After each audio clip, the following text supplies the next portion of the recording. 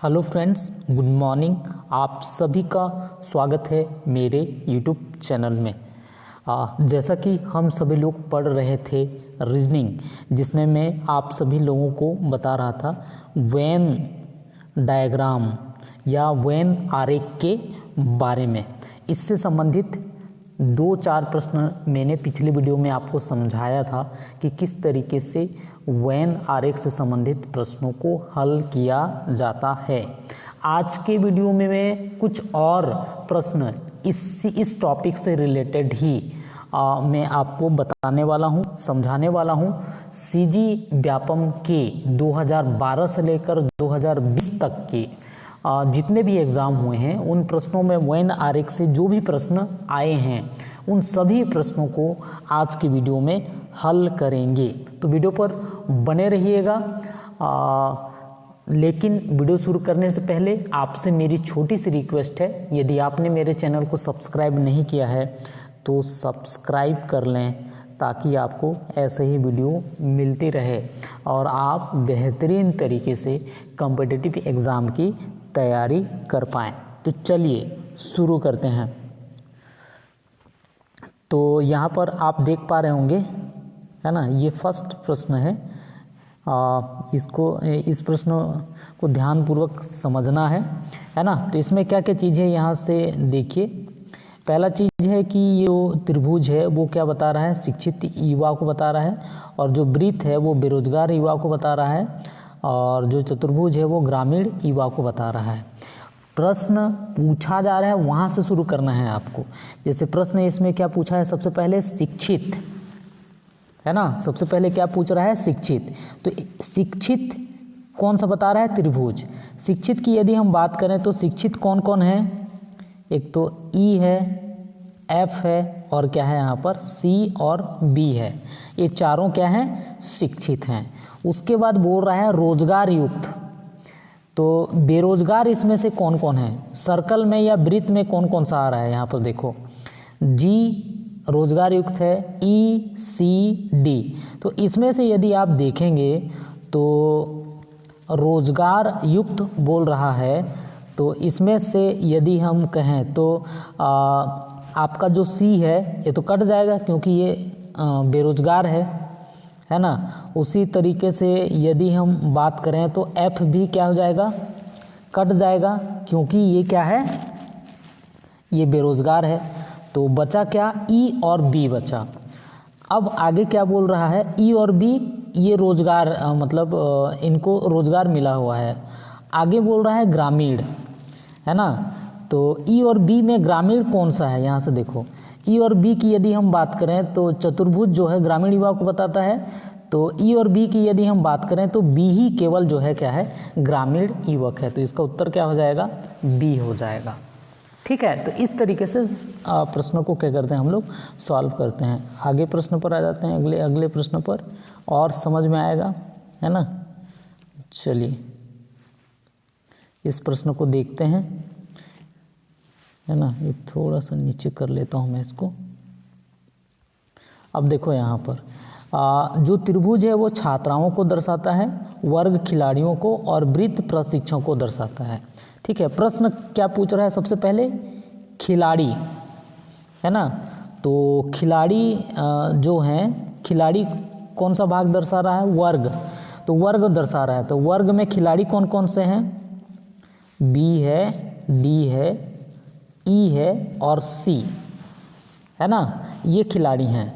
और B D E सी में छात्र, सेकंड में छात्र, बी डी ई सी में छात्र कौन सा है, तो बी डी ई सी में छात्र जो त्रिभुज के अंदर आएगा, त्रिभुज के अंतर्गत कौन सा आ रहा है, बी आ रहा है और डी आ रहा है ना, बी और डी आ रहा है। तो ये छात्र हैं।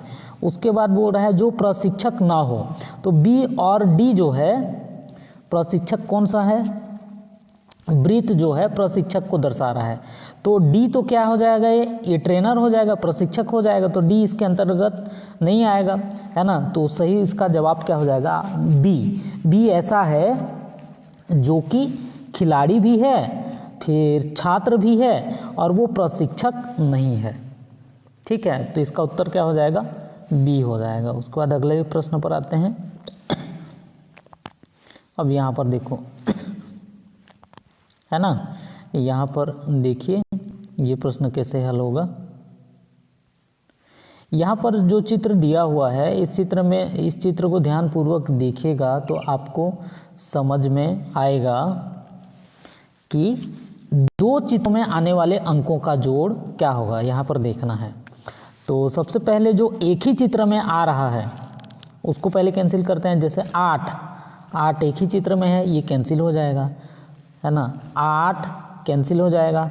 7 देखो एक ही चित्र में आया हुआ है, 1 भी एक ही चित्र में आया हुआ है और 3 भी एक ही चित्र में आया है, तो इतने अंक तो नहीं आएंगे, ठीक है।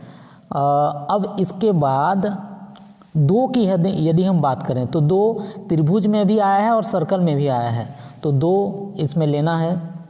5 की यदि हम बात करें तो 5 जो है सर्कल में भी है, त्रिभुज में भी है और चतुर्भुज में है, तो 5 तो आपको लेना नहीं है, ठीक है। 6 की यदि हम बात करें तो वो चतुर्भुज के अंदर है और सर्कल के अंदर है, मतलब 6 आपको लेना है। 4 की यदि हम बात करें तो 4 जो है सर्कल और चतुर्भुज के अंदर है, मतलब ये लेना है।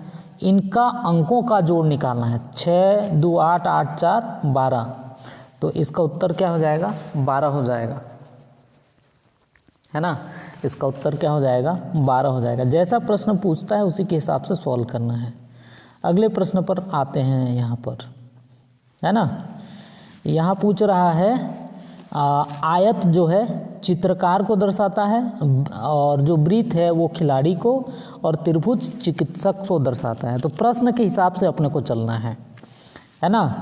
तो प्रश्न क्या बोल रहा है, कितने डॉक्टर, तो डॉक्टर कितने हैं पहले तो वो देख लो। डॉक्टर क्या बता रहा है ना, डॉक्टर क्या दर्शा रहा है, डॉक्टर मतलब चिकित्सक, है ना। तो यहाँ कंफ्यूज नहीं होना है, यहाँ हिंदी में लिख दिया है, इंग्लिश में लिख दिया है।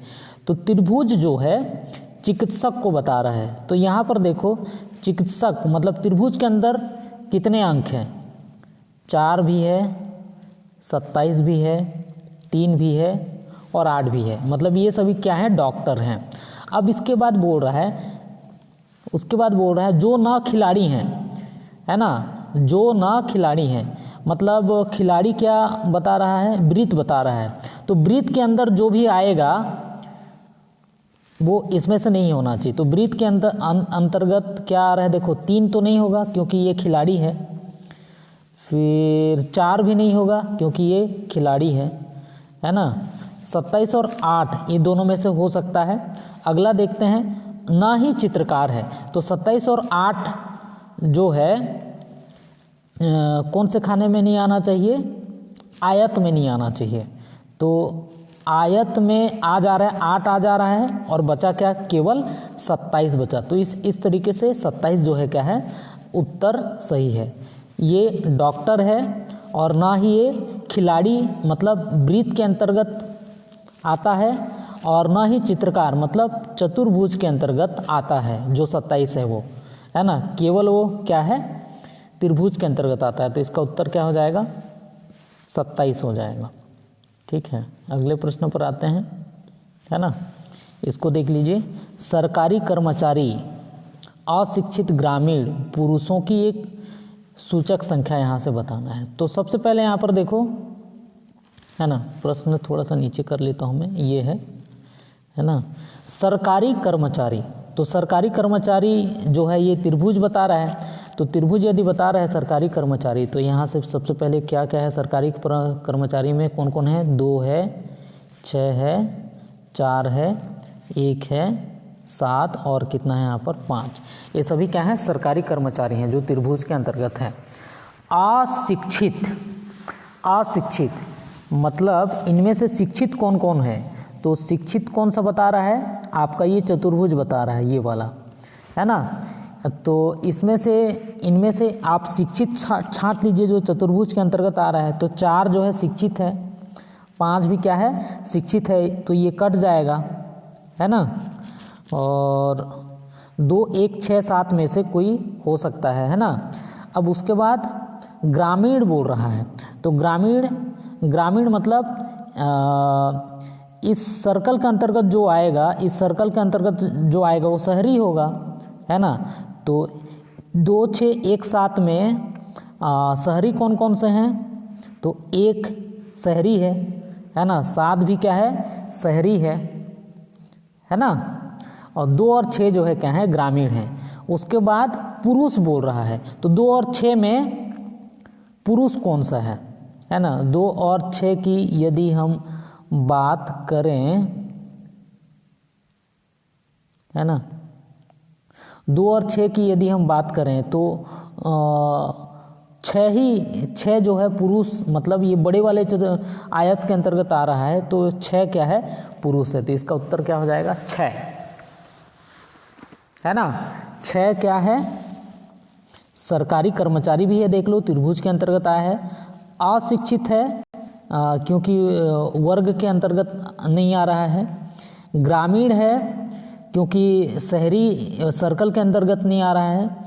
फिर पुरुष है क्योंकि पुरुष आयत के अंतर्गत आ रहा है, इसलिए इसका उत्तर क्या हो जाएगा? 6 हो जाएगा। ठीक है, और कोई प्रश्न है क्या? और एक बच गया है, यहाँ से देख लेते हैं, है ना। अब यहाँ से देखिए, जो त्रिभुज है वो गरीब को, है ना, वृद्ध परिवार को तथा वर्ग अमीर को दर्शा रहा है ना। तो यहाँ पर जो छायांकित भाग है वो क्या प्रदर्शित कर रहा है? तो छायांकित भाग में देखिए, ये किसको बता रहा है? त्रिभुज गरीब को दर्शा रहा है, और ये वृत्त जो है क्या बता रहा है? परिवार को बताता है। तो छायांकित भाग की बात करें तो छायांकित भाग जो है त्रिभुज में आ रहा है और केवल वृत्त में आ रहा है ना। तो त्रिभुज बताता है गरीब को और वृत्त बताता है परिवार को। तो जो छायांकित भाग है वो किसको बताएगा? गरीब परिवार को, है ना। किसको बताएगा? गरीब परिवार को। ये इसका सही उत्तर होगा, है ना। चलिए अगला प्रश्न देखते हैं यहाँ पर। चलो यहाँ से आराम से समझिएगा, है ना। निम्नलिखित में से कितने न शिक्षित हैं, न खिलाड़ी हैं, परंतु पुरुष व दुकानदार हैं? तो पुरुष होना चाहिए। तो पुरुष कितने हैं यहाँ से देख लो। ये आयत वाला चित्र में जब आप देखोगे तो आपको इसमें से पुरुष दिखेगा, है ना। तो पुरुष का मैं लिख ले रहा हूँ, 8 भी पुरुष हैं, 9 भी पुरुष है, 11 भी पुरुष है, 12 भी पुरुष है, 4 भी पुरुष है, 6 भी पुरुष है और 13 भी पुरुष है। इतने पुरुष हो गए, है ना। सॉरी, थोड़ा और एक बार लिखना पड़ेगा मेरे को, और एक बार लिख लेता हूँ, है ना। 4 भी पुरुष है, 6 भी पुरुष है, 9 भी पुरुष है, 11 भी पुरुष है, 12 भी पुरुष है, 13 भी पुरुष है। क्योंकि पुरुष बोला है ना पहले, है ना, तो इसीलिए आयत के अंतर्गत जितने भी अंक थे वो मैंने लिख लिया। उसके बाद इनमें से दुकानदार कौन है ना। दुकानदार कौन है? तो दुकानदार जो सर्कल के अंतर्गत आता है, सर्कल के अंतर्गत जो आएगा, है ना। तो सर्कल के अंतर्गत कौन सा आ रहा है? एक तो 12 आ रहा है और एक 4 आ रहा है ना। 12 आ रहा है, 4 आ रहा है और कौन सा आ रहा है? 6 आ रहा है। मतलब ये कट जाएगा आपका, 9 कट जाएगा और 13 कट जाएगा। पुरुष और मतलब 6, 11 और 12 पुरुष और दुकानदार हैं। अब उसके बाद 6, 11, 12 में न शिक्षित हैं, मतलब जो शिक्षित कौन सा बता रहा है? ये त्रिभुज बता रहा है। तो त्रिभुज में शिक्षित कौन कौन से हैं? 4, 11 और 5 हैं। तो 4 तो शिक्षित हो गया ना, तो ये कट जाएगा, है ना। फिर उसके बाद न खिलाड़ी हैं, तो खिलाड़ी कौन कौन सा है देख लो। अब बचा कौन सा? 6 और 12 है। तो 6 तो खिलाड़ी हो गया, तो बचा कौन सा? 12। इसका सही उत्तर क्या हो जाएगा? ऑप्शन नंबर सी, है ना। इसका सही उत्तर क्या हो जाएगा? ऑप्शन सी, 12 इसका उत्तर हो जाएगा। और एक आध है क्या? और एक है, देख लो, है ना। तो ये तो मैं कल भी इसको बताया था मेरे ख्याल से, है ना। निम्नलिखित में से कौन सा एक कथन दिए गए चित्र के संबंध में सत्य है? सबसे पहले डी सभी तीनों आकृति में है। तो डी देख लो, एक तो सर्कल में है और चतुर्भुज में है या वर्ग में है, ऐसा बोल सकते हो। तो डी सभी, ये तो गलत हो जाएगा।